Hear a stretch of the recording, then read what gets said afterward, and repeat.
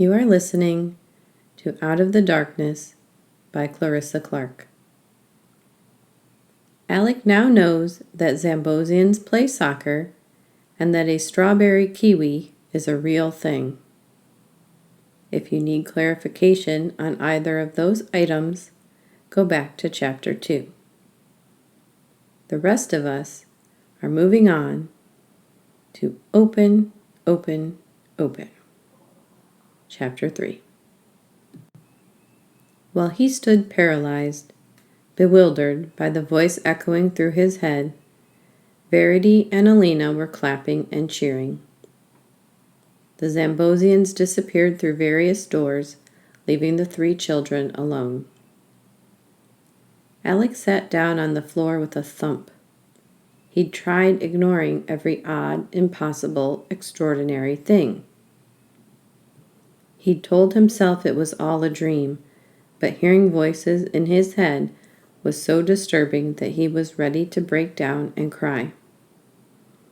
Alina's face popped in front of his with such a concerned look that a laugh burst from him.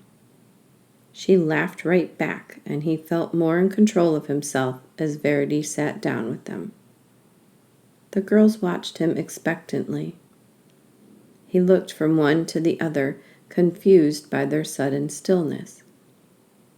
Questions. The word flashed through his mind like a neon sign, and he blurted, "How do you know me?" "We wanted someone light to play with. We sent messages for you to meet us at the park, but your parents kept blocking us, so we came up with a different plan." "I never got any messages. I don't even know you," Alina said, "with your superpowers." A strange voice joined the conversation, asking, "Do you know of mental telepathy?" Alec wheeled around to find white hair tickling his nose. Laughter shot through the room as the Zambosian stepped to the side and sat down next to Alina. "Talking with your mind," the newcomer continued. "They call it telepathy on Earth. You send what you are thinking to someone or something else." He nodded slowly. "Is that what I heard before? We have arrived?"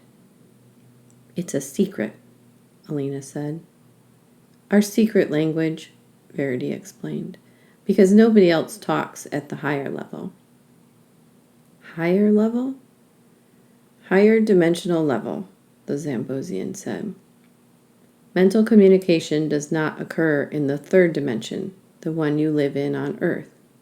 Your message is sent in higher dimensions, at the higher level.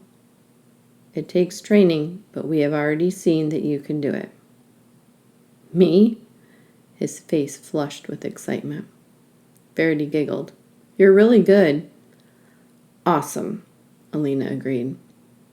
"You figured out how to work the doors before the sleepy gas got you.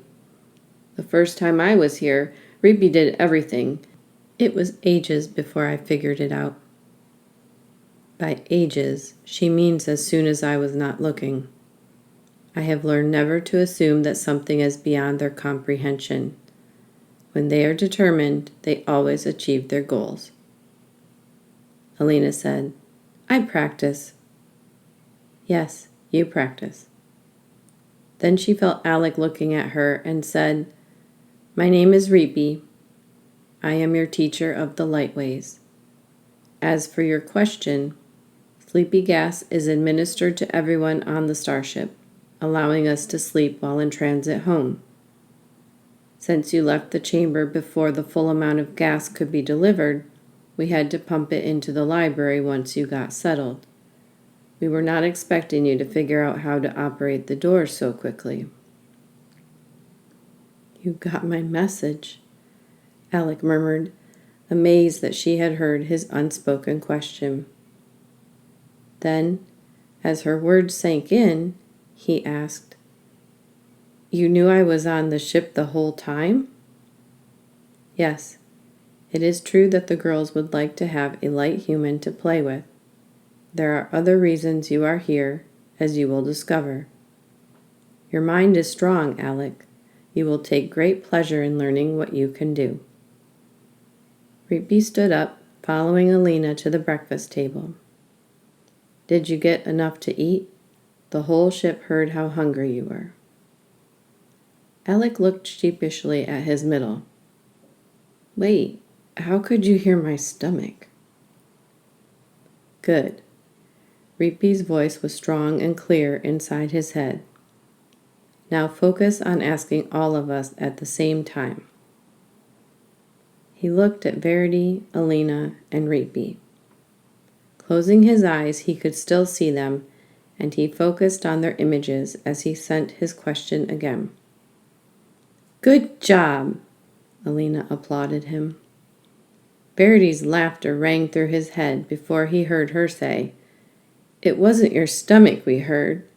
It was your thoughts. It was a while before he asked at the higher level, Everyone heard my thoughts? 3 heads nodded in response.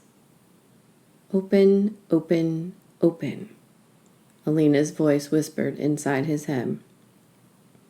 Looking up at him, she tapped her head with a sticky finger and said, Close. Reapy nodded in agreement. Since birth, entities have been conditioning you to keep your mind open. This allows them access to your thoughts, and through your thoughts they access your emotions.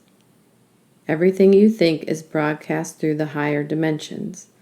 Like a homing signal, your thoughts lead them straight to you. To steal chemicals, hormones, and energy. Alec remembered the crazy book. Was that real? His face contorted in disgust, and he felt nauseous. I do not know how you know that, but it is true. Reapy studied him. I believe you now understand how important it is to keep your mind closed. Just as easily as they can read your thoughts, they can send thoughts to you, controlling your actions. I suggest that you close your mind to everyone. Close my... How? He was thinking to himself, but he looked to see if they had heard him. Like a door. Verity's voice was loud and clear. Lock it tight. He nodded as Alina added, Forever. The room was silent as the 4 ate their food. Alec had been more adventurous this time, choosing a variety of fruit and several scoops of what Alina called strawberry soup. It was amazing. Reapy said it was made from strawberries and almonds blended until they were runny.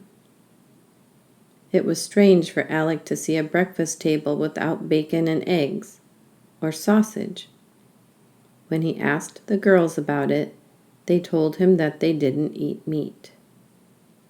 He eyed Reapy, and she said, Zambosians used to enjoy flesh as you do on earth.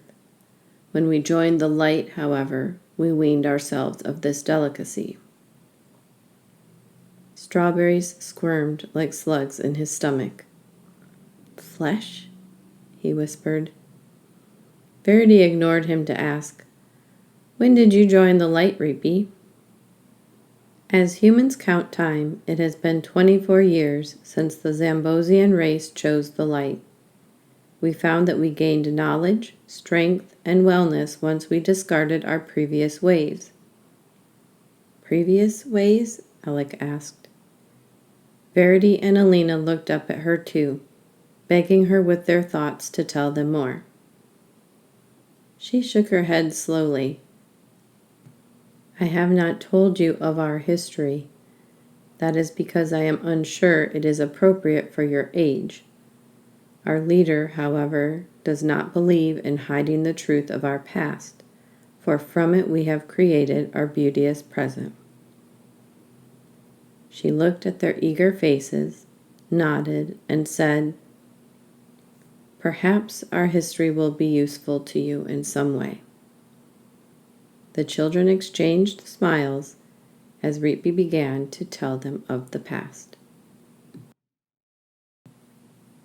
that was open, open, open.